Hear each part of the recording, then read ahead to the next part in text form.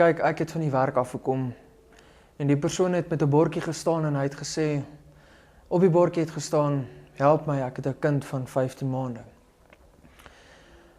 Afterwards, ek het hom toe R20 het ek vir hom gegee en hy het vir my gesê, ek waardeer dit. En weggery en iets het net vir my gesê, Jacques, draai om. En ja, ek het omgedraai en ek het reg na die persoon toe gery en ek het vir hom gesê, my maat, klim in. Ek het iets om vir jou te doen.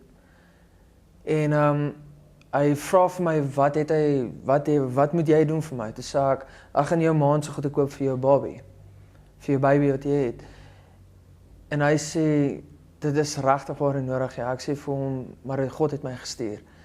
Hy sê, hy is dankbaar daarvoor. Ek het toe gegaan, ons het na Checkers toe gegaan, ek het dit toe vir hom gekoop.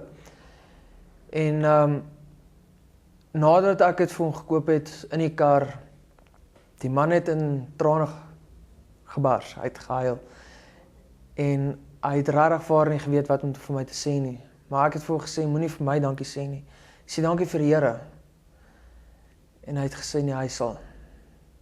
En ek het geervaar, doen aan mense wat jy aan jouself wil doen. En hy sal terugkom na jou toe. En hy sal jou seën daarvoor. Wat jy vir hom doen, sal hy doen terug met jou.